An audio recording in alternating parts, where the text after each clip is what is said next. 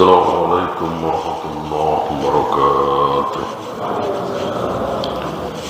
إن الحمد لله نحمده ونستعينه ونستغفره ونعوذ بالله من شرور أنفسنا ومن سيئات أعمالنا.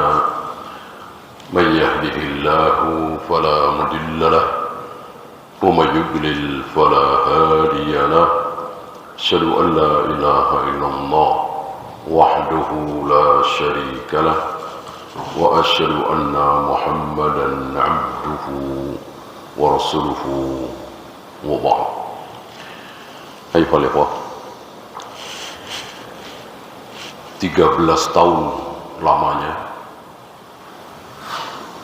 Rasulullah alaihi salatu wassalam belum mengajarkan apa-apa kepada para sahabat.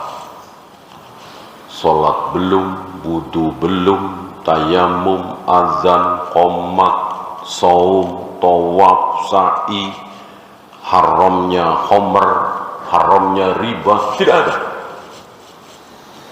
Belum semua itu. Apalagi jihad, fardul khumus, pasukan berjalan kaki dapat ghanimah berapa, pasukan berkuda dapat ghanimah berapa, boro-boro. Belum ada yang tahu. Nah, pertanyaan besar, ngapain aja 13 tahun? Apa ia diem? Apa ia cuman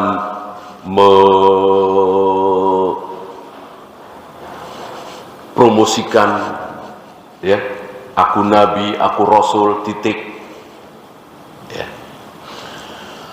Ternyata 13 tahun pertama Allah beri waktu kepada Nabi SAW untuk menyampaikan kepada seluruh manusia tentang tauhid, tentang akidah.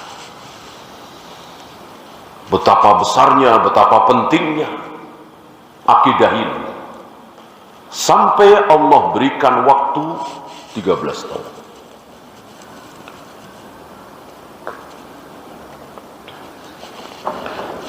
Tahun kurang beberapa bulan tentunya, karena kan Isra Mi'raj itu beberapa bulan sebelum hijrah, ya.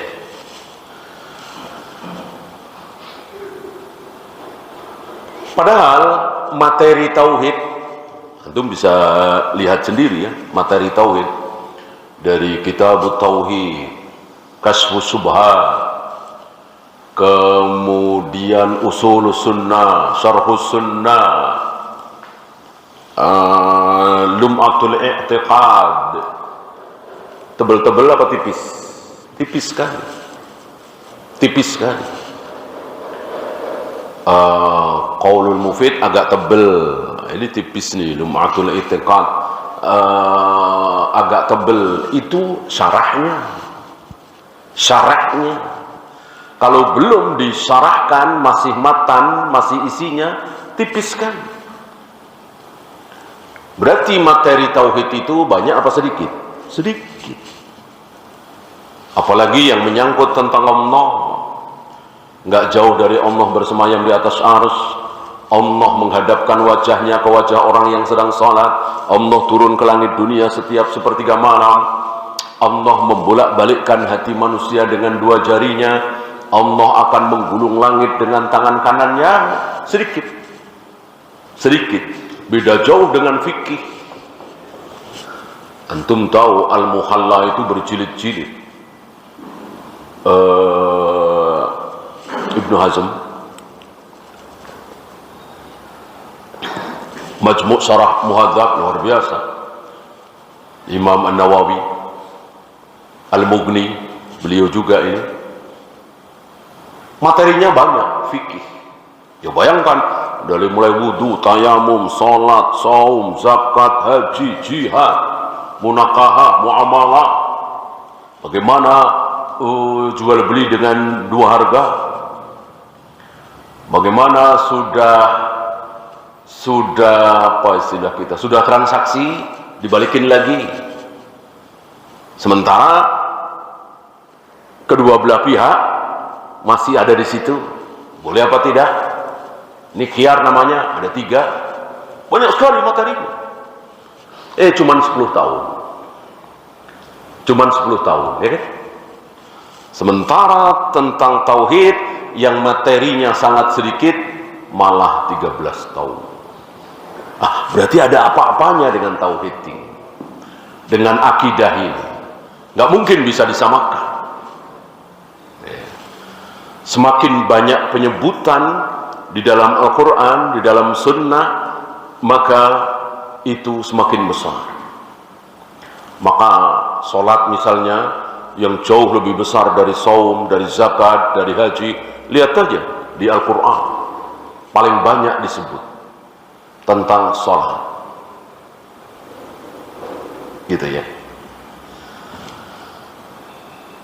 Dan yang paling disebut, nama yang paling banyak disebut dalam Al-Quran adalah Rasulullah Muhammad SAW, karena beliau paling mulia. Cuman bukan Muhammadnya, bukan Muhammadnya. Kalau namanya Muhammad, Ibrahim, Musa, Ismail, maka yang paling banyak Musa, yang paling banyak Musa. Tetapi yang paling banyak dibahas Rasulullah Muhammad SAW. Tapi tidak dengan kata Muhammad.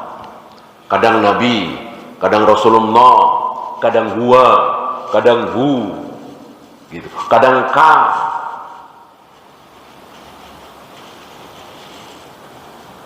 Alam nasrah laka sadrak. Ada Rasulullah nggak di situ? Ada. Wa wada'na anka wizrak. Ada Rasulullah nggak di ayat itu? Ada. Tetapi dengan domir ka, laka, kamu, gitu. Inna a'tayna kal kautsar. Ada nama Rasulullah nggak di situ? Ada. Dengan ka juga. Dan seterusnya. Itu paling banyak. Entah berapa ratus. Ya. Kalau Muhammad sallallahu alaihi wasallam itu sedikit. Muhammad Rasulullah waladina ma'ahu asyidda' wala kufur, sedikit. Nah, surat Muhammad ya. Kalah dengan Nabi Musa alaihi salatu wassalam. Musa banyak sekali, wa idh qala Musa, wa idh qala Musa. Secara nama langsung. Ya. Nah, karena tauhid ini diulang-ulang, terus disebut, maka nomor 1 yang paling besar dalam syariat ini tauhid, akidah. Oleh karena itu hajinya batal, masih belum keluar dari Islam. Puasanya batal, taruhlah setiap puasa nggak ada yang sah.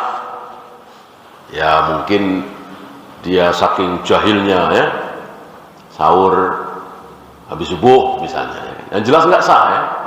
Walaupun habis sahur dia terus lapar dan haus sampai maghrib, ya puasa seumur-umur nggak sah. Keluar dari Islam nggak. Bahkan sholat nanti insya Allah akan dibahas oleh beliau, oleh penulis kitab ini. Bagaimana pendapat yang rajih dari para imam bahwa tidak sholat itu belum kafir. Dosa yang sangat besar, luar biasa. Tidak ada dosa yang lebih besar dari dosa meninggalkan sholat. Tidak ada. Berzina, minum khamr, berjudi, memperkosa ibunya, merinding kita dengarnya. Kayak apa itu? Dikutuk, dilaknat oleh seluruh manusia, malaikat, jin, ya, yang muslim, orang yang anak yang memperkosa ibunya, kayak apa? Ya, tapi masih kalah besar dosanya dengan tidak sholat.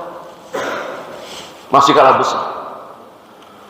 dosa terbesar setelah yang berhubungan dengan tauhid ya adalah tarkus shalah, meninggalkan sholat. Tapi tidak sholat, sholatnya tidak sah, seumur-umur nggak sah, masih belum kafir. Artinya masih ada harapan masuk surga. Walaupun entah berapa juta tahun disiksa di neraka. Atau mungkin cuma setahun, terserah Allah kan?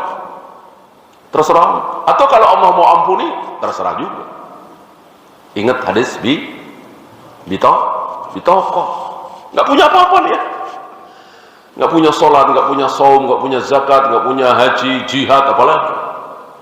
Dia hanya punya tauhid. La ilaha illallah.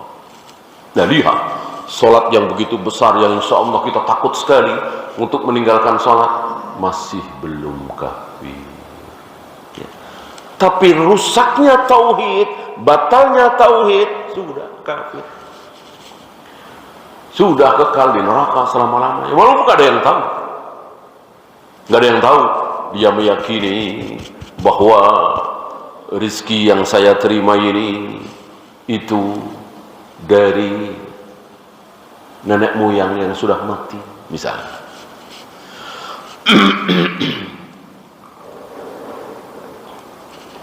Dapat penglarisan, ya. Dapat kesehatan, itu karena melakukan begini, syirik lah. Batal tauhid kita, batal ya, kekal di neraka selama-lamanya.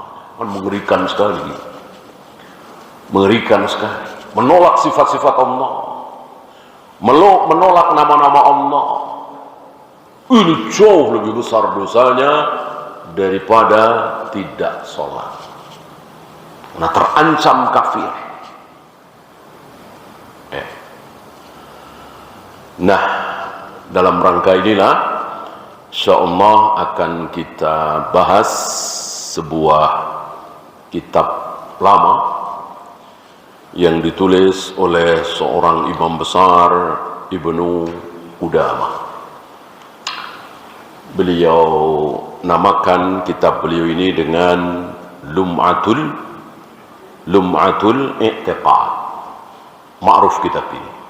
Lum'ah itu berkilau, bercahaya, lami ayal ma'u. I'tiqad keyakinan kan?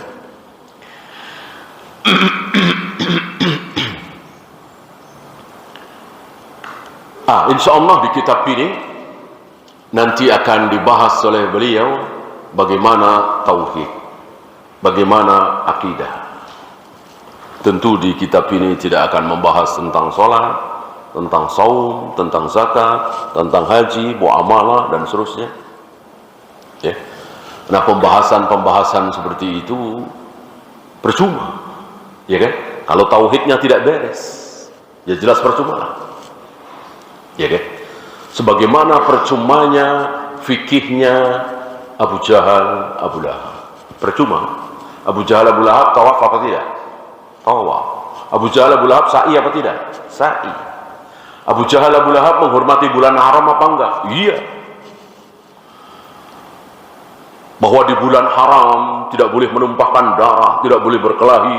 Mereka pegang teguh nih, mereka berfikih masyarakat jahiliyah. Antum jangan bayangkan bahwa masyarakat jahiliyah sebelum Islam datang itu nggak kenal Tuhan, nggak kenal agama, nggak ada aturan agama.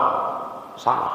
Mereka beragama, mereka taat kepada Allah dengan cara salah. Mereka menyembah Allah dengan cara bid'ah, dengan cara keliru. Mereka cinta kepada Allah. Al-Quran menjadi saksi. Yuhibbunahum kahubbillah. Mereka kafir Quraisy itu, Abu Jahal, Abu Lahab itu mencintai berhala-berhala itu sama dengan mereka mencintai Allah. Berarti Al-Quran menjadi saksi. Mereka cinta kepada Allah. Yuhibbunahum kahubbillah. Mereka cinta kepada Allah, tapi tidak sendirian, tidak cuma Allah. Nah, ini yang akan dibahas oleh beliau nanti. Jadi kecintaan kita kepada Allah, cinta ibadah tentunya tidak boleh bercampur.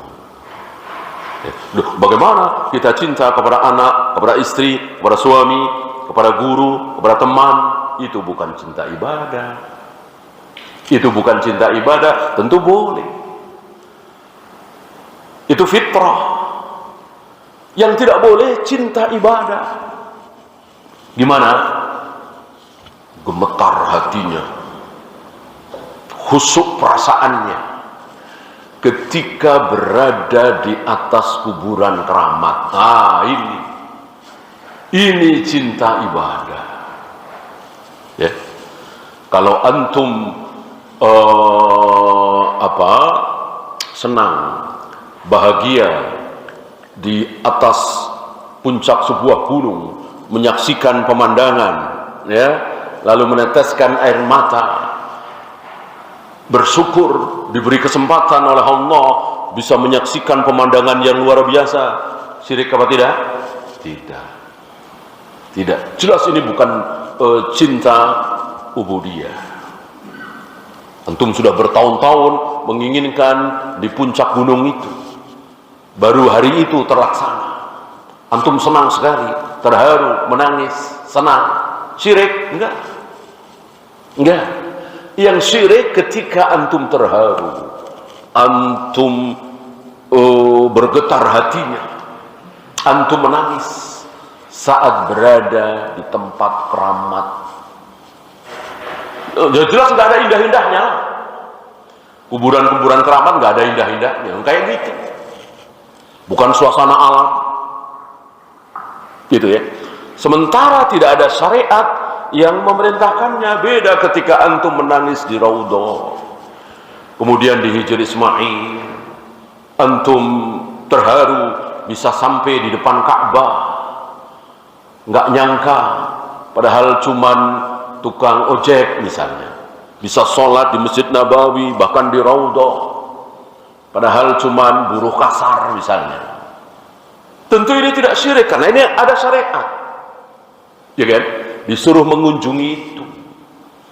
Adapun kuburan keramat, gua apalah, tempat-tempat pemujaan dan seterusnya, itu cintanya cinta ubudiyah. Itu yang syirik, itu yang haram, itu yang tidak boleh. Ya.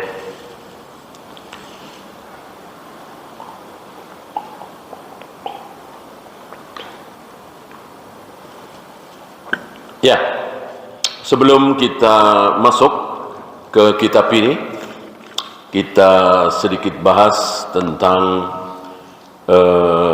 Ibnu Qudamah. Ya. Muwaffaquddin, nama beliau. Biasa ya, banyak para ulama, banyak para sahabat, tabi'in, namanya menjadi tidak terkenal justru ayahnya, kakeknya. Ibnu Taimiyah itu kan Taimiyah bukan ayahnya, tapi kakek, bahkan kakeknya kakek, ya, ayah yang ketiga atau yang keempat, gitu ya. Namanya Abdullah, tapi kurang terkenal. Lebih terkenal Ibnu Mas'ud, padahal namanya Abdullah. Ibnu Abbas, Ibnu Umar, itu Abdullah semua itu. Ibnu Abbas Abdullah, Ibnu Mas'ud Abdullah, Ibnu Abbas Abdullah, gitu.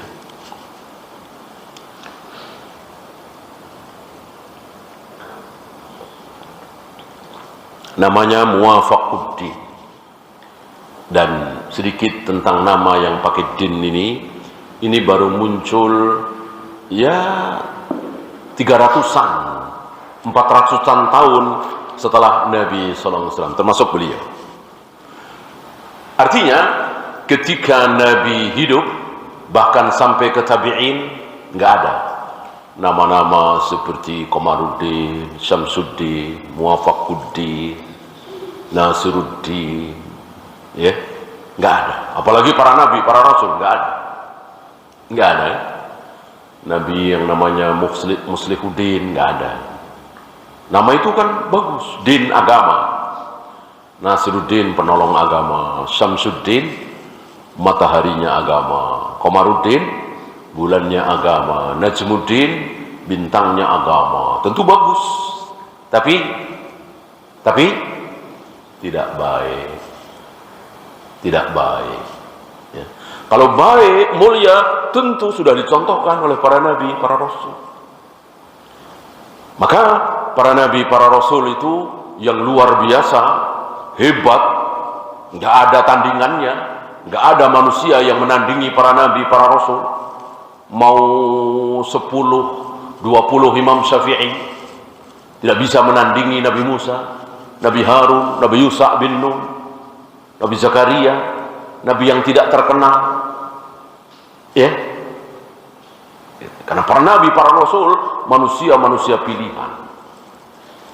Dan luar biasa ujian yang Allah timpakan kepada para nabi, para rasul, sangat luar biasa.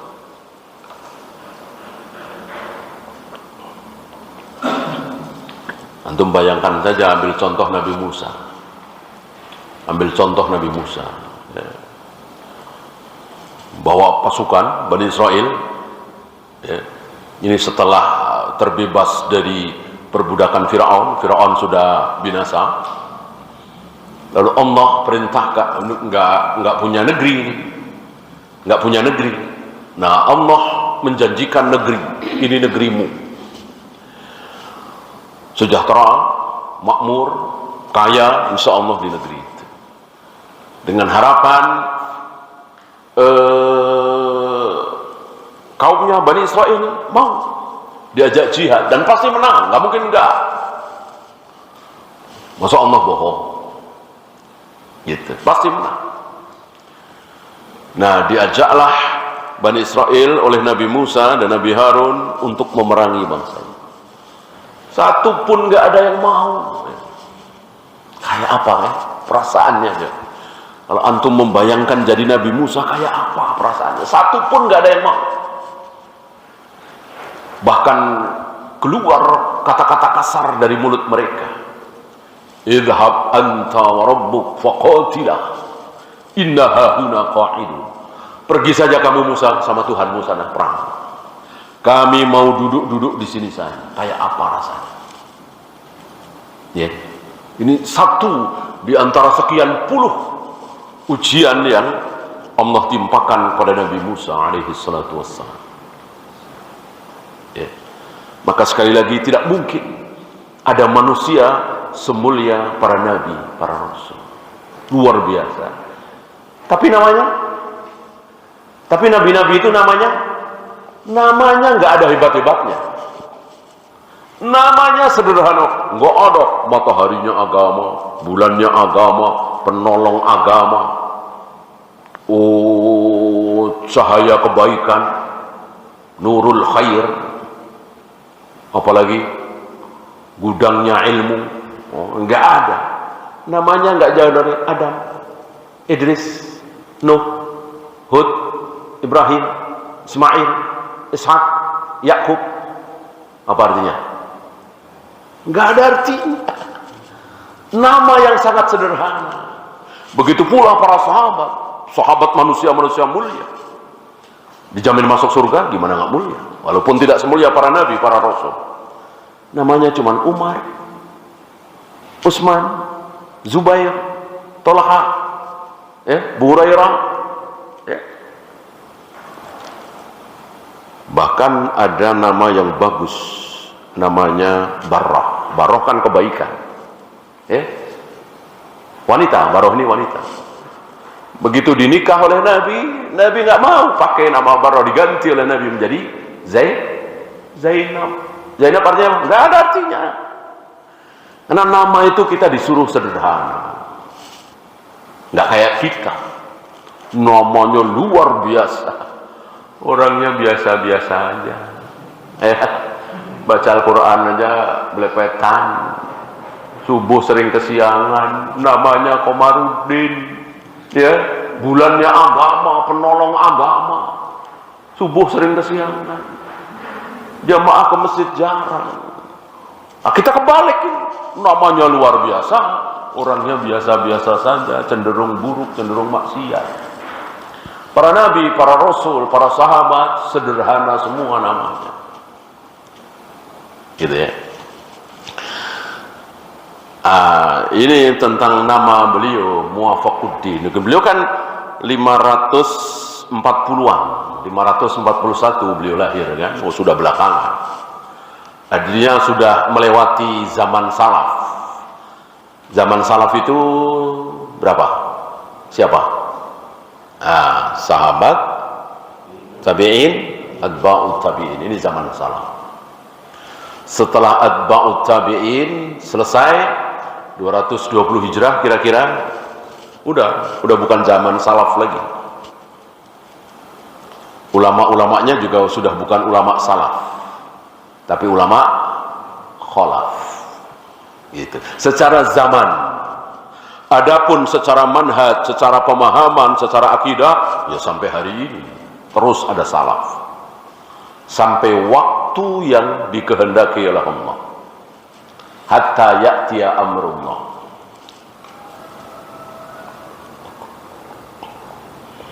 Adapun secara zaman 3 generasi itu. Ya. Banyak pujian-pujian tentang beliau. Beliau lahir di Palestina, kemudian hijrah, dibawa oleh keluarganya di umur 10 tahun ke Damaskus. Banyak ulama seperti ini ya. Ini mirip-mirip Syekh Albani. Syekh Albani itu dari Albania ya, Eropa. Karena pemimpinnya, presidennya luar biasa dolimnya terhadap Islam dan kaum muslimin, Ahmad Yugu. Nah, keluarga beliau, ayah beliau membawa beliau ke Syam, ke Urdun, ke Yordan, sampai beliau wafat di sana. Ini tidak terlalu jauh ya, dari Palestina ke Damaskus.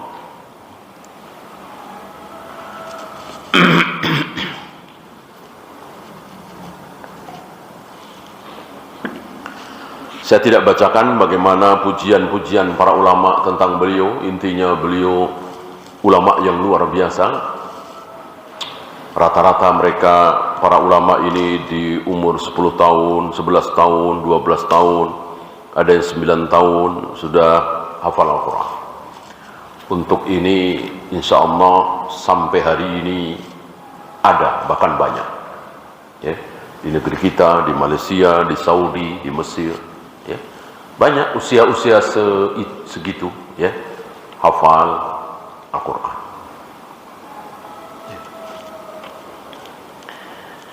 Saya tertarik dengan keistimewaan beliau dibanding ulama-ulama lain. Saya bacakan ya.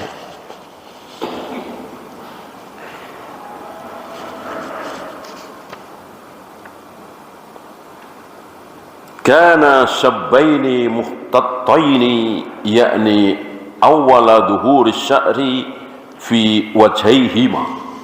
Ini menceritakan beliau dengan sepupunya ketika usia 10 tahun, 11 tahun ya, belasan tahun, saat belum tumbuh jenggotnya atau awal-awal tumbuh jenggotnya. Itu sudah disegani oleh para ulama. Melihat dua anak ini yang tidak seperti yang lain, menghabiskan waktu untuk main, bersenang-senang. Ini tidak. Dihabiskan waktu untuk belajar, menghafal Al-Quran, mutola'ah, dan seterusnya. Dan yang paling menonjol pada diri Ibnu Qudamah ini adalah senyum. Senyum ya. Imam Az-Zahabi mengatakan para ulama yang aku baca riwayatnya saat mereka munadharah, munaqashah, debat, itu suaranya selalu lantang ya, namanya debat ya, biasalah ya, Hal seperti itu biasa.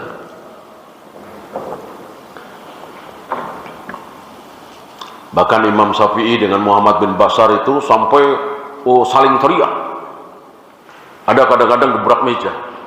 Gitu. Tapi udah. Berbeda dengan beliau satu ini, Ibnu Qudamah.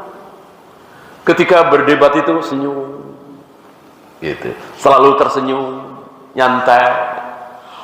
Justru lawan debatnya yang emosi. Lawan debatnya justru emosi. Kita jangan kebalik. Kita suka kebalik. Itu ahlu bid'ah ngomong kayak nggak punya perasaan.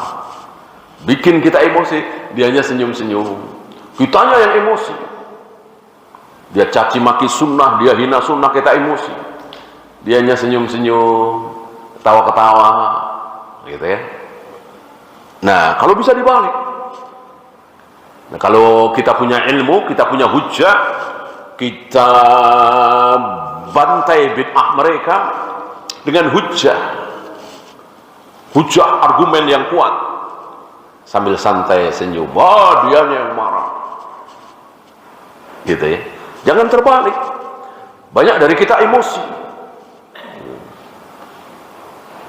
Tahun 2000-an ya, tahun 2000-an itu hampir hewan-hewan kita emosi, masih belil itu.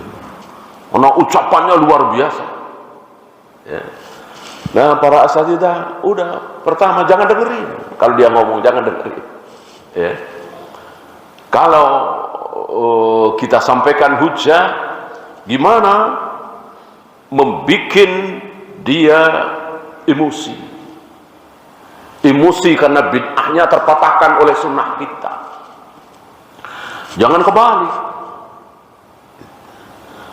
Maka para masyayikh menasihati kita, kalau ada debat antara Islam dengan Kristen misalnya, dan itu di masyarakat Islam, taruhlah Indonesia ini, jangan ditonton, jangan dilihat, gitu ya. Kalau perlu jangan ada debat. Gitu. Yang bagus debat antara Islam dengan Kristen, tokoh Islam dengan tokoh Kristen, di mana? Di hadapan kaum Nasara. Gitu. Seperti Doktor siapa itu? Zakir Naik di hadapan kaum Nasara. Mestinya jangan di hadapan kaum muslimin. Kenapa? Karena syubhat itu pasti ada. Ya. Kan nggak mungkin Islam salah, Islam keliru, Islam harus diuji kebenarannya, kan nggak mungkin. Ya. Kita yakin betul satu-satunya agama di muka bumi hari ini yang benar hanya Islam. Ya. Nah, ini malah berbahaya kalau kemudian kita banding-bandingkan, kecuali di hadapan orang-orang Nasara, supaya mereka tahu kesesatan mereka, kebatilan mereka, supaya mereka bertaubat. Ya.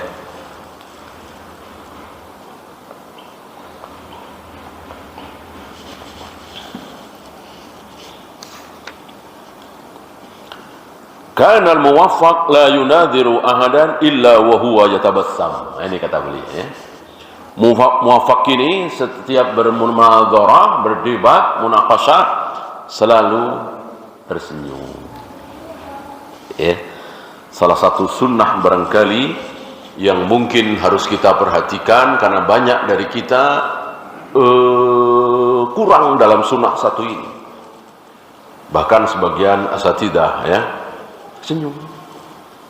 Kan udah jelas itu semuanya. Orang awam juga tahu. Lebih baik senyum daripada tidak senyum kan, daripada cemberut. Gitu. La tahqiranna minal ma'rufi syai'an. Jangan engkau meremehkan kebaikan. Walau antalqa akhaka biwajhin talq. Walaupun hanya berupa senyum saat bertemu saudara. Jangan diremehkan. Apa kecil, bukan sedekah, bukan jihad, bukan sholat. Betul, Betul, tentu lebih besar sholat, jihad, sedekah dan seterusnya.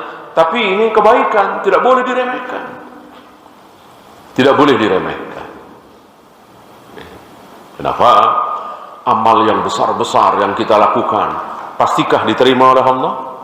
Belum tentu. Bisa diterima, bisa tidak. Gaib kan? Hanya Allah yang tahu kan? Nah, ketika yang kecil kita lakukan dengan ikhlas, diterima. Dari yang kecil itu Allah ampuni kita. Bisa kan? Ya, insya Allah antum tidak lupa ada orang yang berzina, entah berapa puluh kali dia berzina, mungkin beratusan kali, diampuni oleh Allah, masuk surga hanya gara-gara memberi minum seekor anjing. Kan kecil sekali, tapi dilakukan oleh si pelacur ini dengan ikhlas. Akhirnya Allah mengampuni dosanya. Maka jangan disepelekan. Antum melihat ada sampah kecil di masjid, ya, ambil. Ya.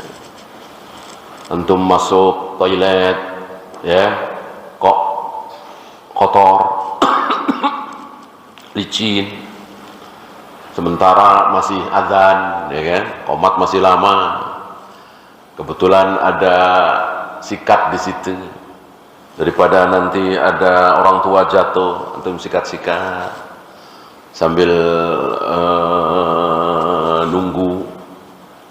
Ya. Jangan disepelekan. Jangan disepelekan, walaupun kecil.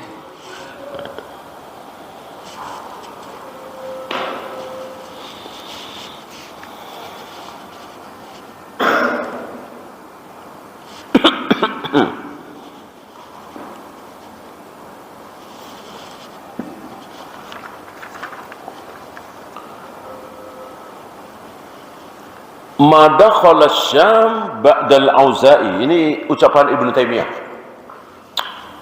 Abul Abbas Ibnu Taimiyah. Beliau mengatakan, saya bacakan, ma dakhala Syam ba'dal Auza'i.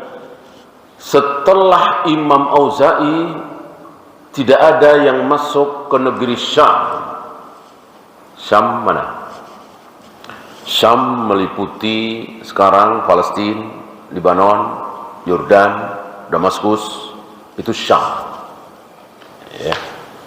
Dulu Syam ini satu apa? Syam ini satu provinsi yang gubernurnya adalah Muawiyah.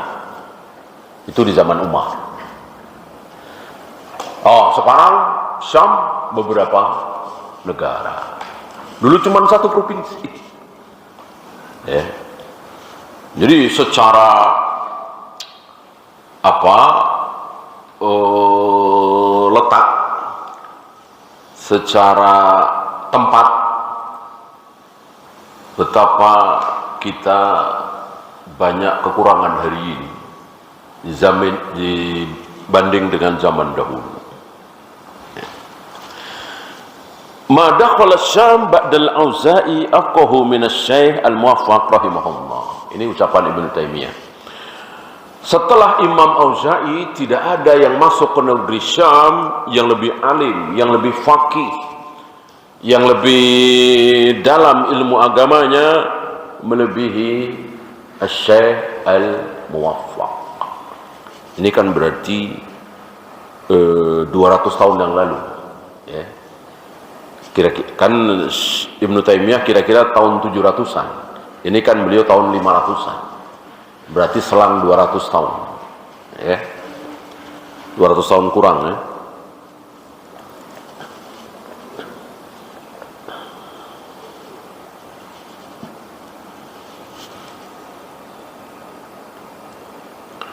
Ini sedikit tentang, sebetulnya panjang ya, beliau sebut sini tentang guru-gurunya, murid-muridnya, ya.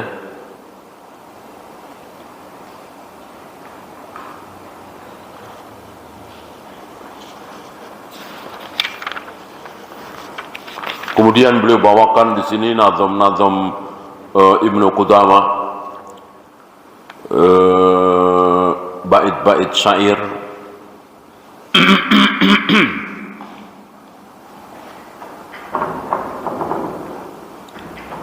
Kemudian beliau bawakan juga di sini nikah dengan siapa ya? Maryam binti Abu Bakar ibn Abdullah bin Sa'ad al-Maqdisi ya. Berarti ini menantu dengan mertua ini sama-sama ulama. Kemudian anak-anaknya Isa, Muhammad, Yahya, Sofia, Fatimah. Nah, inilah para ulama-ulama ya. Jadi nama itu nggak aneh-aneh. Para ulama kita, para pendahulu kita ngasih nama anak-anaknya itu ngarang apa nyontek? Nyontek. Ini nyontek semua nih. Fatimah, Sofia, Muhammad, Yahya, Isa, nyontek semua udah ada. Ya begitu. Gak kayak kita ngarang sendiri, pakai singkat-singkatan, ya kan? Oh, yang bahasa Inggris lah. Ya. Nah, ulama terdahulu nama itu nyontek kan. Ya di hadapan kita sudah ada ratusan nama orang-orang soleh, ambil aja. Idris, udah ada Idris atau ya udah Nuh udah ada, ya Ibrahim, Yahya, ya kan Musa atau nama sahabat, Zubair, Tolha, begitu para ulama, nggak pakai ngarang sendiri, tapi nyontek aja yang sudah ada. Nah, bagaimana kalau ada yang sama untuk membedakan? Nah, pakai bin, ayahnya. Pakai lagi kakeknya, pakai lagi buyutnya. Biasanya dengan ayahnya saja jarang yang sama. Kalau toh ada satu dua, ya udah dengan kakeknya. Kalau anak, ayah, kakek sama semua, nah ini hampir-hampir nggak ada, jarang sekali ya, sangat jarang sekali. Gitu. Sama-sama namanya Muhammad, tapi ayahnya beda. Yang ini ayahnya Musa, yang ini ayahnya Idris misalnya. Mudah.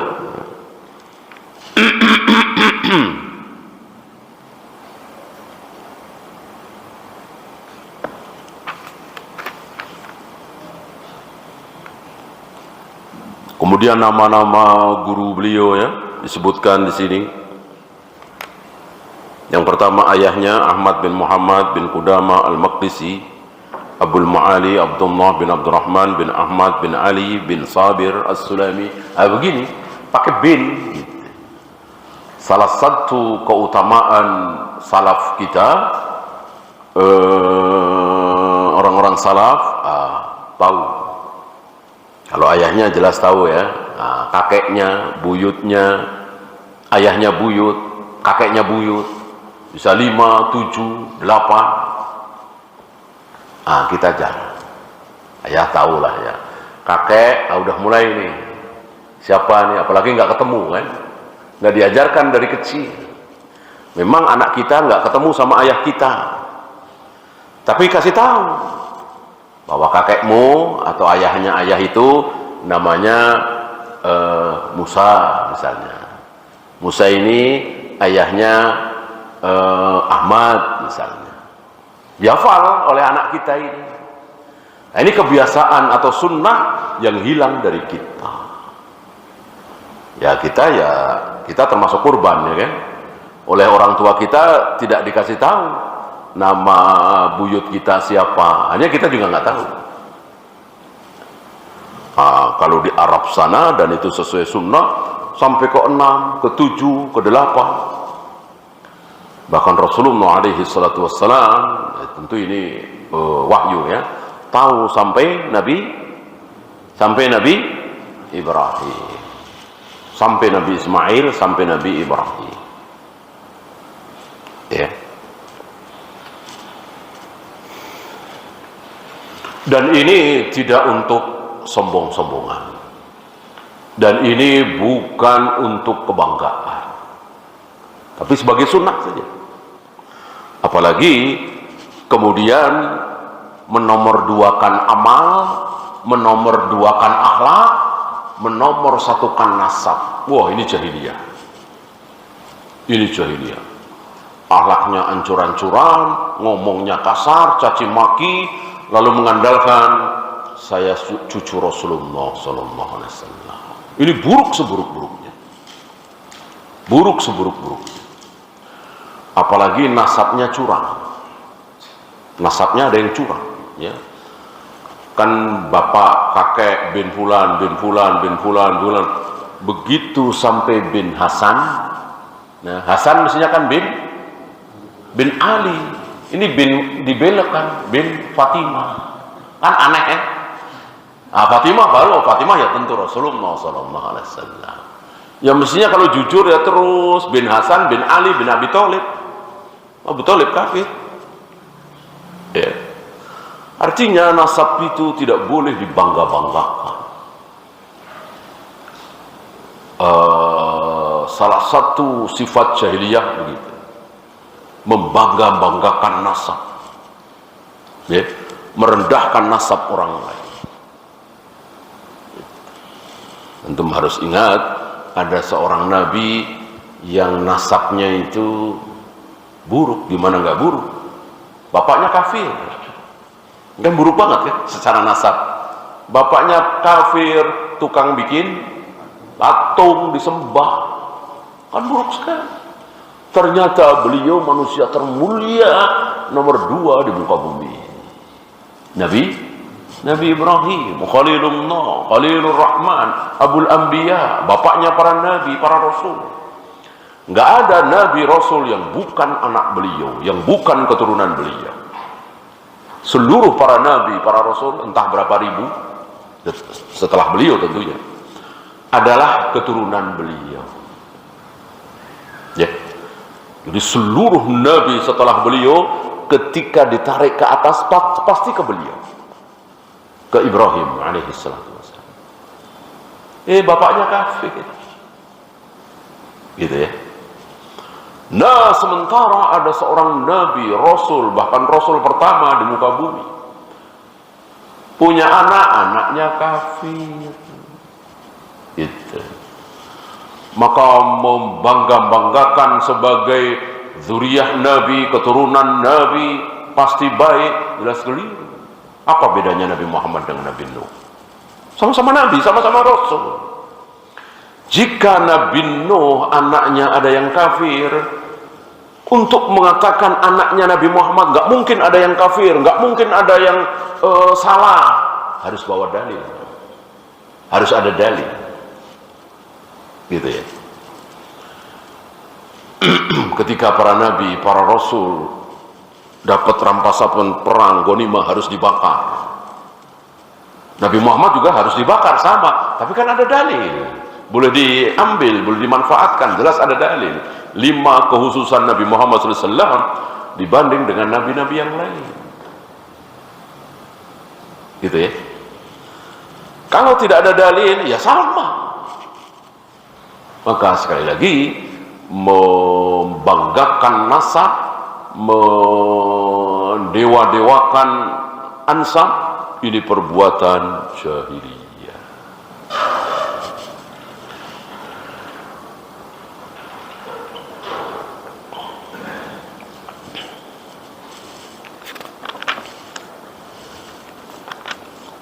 Ya, insyaallah kita belum masuk ke pembukaan.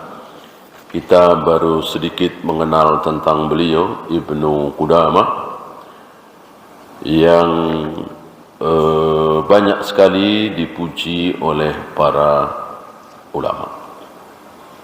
Dan beliau ini dari tadi kan berdua dengan sepupunya ini lebih tertarik dengan hadis, sedangkan beliau lebih tertarik ke fikih. Dan para ulama memang seperti itu, ya kan? Ya nggak usah ulama, ya sahabat saja. Apakah seluruh sahabat itu, taruh misalnya Abu Bakar, apakah Abu Bakar itu dalam masalah tafsir, dalam masalah hadis, dalam masalah fikih dan seterusnya nomor 1 semua? Jawabnya tidak. bahwa Abu Bakar adalah manusia paling mulia di muka bumi ini setelah para nabi, para rasul. Betul, betul sekali. Tapi bukan berarti dalam masalah zuhud Nabi Abu Bakar nomor satu. Dalam masalah tafsir Abu Bakar nomor satu. Dalam masalah hafalan Al-Quran Abu Bakar nomor satu. Tidak. Bahkan itu dari lisan Nabi sendiri, yang nomor satu dalam masalah fikih halal haram Mu'adz bin Jabal, bukan Abu Bakar. Dalam masalah kemungkinan hafalan Al-Quran bukan Abu Bakar, bukan Umar, tapi Ubay bin Ka'ab. Dalam masalah tafsir bukan Abu Bakar, Umar, tapi Ibnu Mas'ud. Nanti lebih menyempit lagi, faraid, pembagian waris, mawaris. Nomor satu Zaid bin Sabit. Kepercayaan umat ini nanti disebut Abu Bakar, ya, Zubair bin Awwam. Masing-masing punya kelebihan masing-masing. Yang doanya tidak pernah tertolak, Allahumma saddid ramyatahu wa ajib da'watahu. Ya Allah, tepatkanlah sasaran anak panah dia dan kabulkanlah semua doa-doa dia. Ini doa Nabi. Nabi pernah berdoa seperti itu. Dianya siapa? Sa'ad bin Abi Waqqas. Bukan Abu Bakar, bukan Umar. Sahabat saja seperti itu. Tidak kemudian paling mulia berarti nomor satu dalam segala hal, tidak. Apalagi tabi'in, apalagi atba'ut tabi'in, apalagi ulama setelah itu. Maka tidak salah, ya, kalau hari ini si A mendalami masalah fikih, si B mendalami masalah hadis, si C mendalami masalah tafsir, si D mendalami masalah ini, masalah itu. Tentu yang pokok-pokok, yang wajib, ya harus langit dunia. Ini pokok, nggak ada tawar-menawar. Ini yang akan kita pelajari insya Allah. Ya, kita cuman sampai jam 11.15. Ada pertanyaan? Silakan.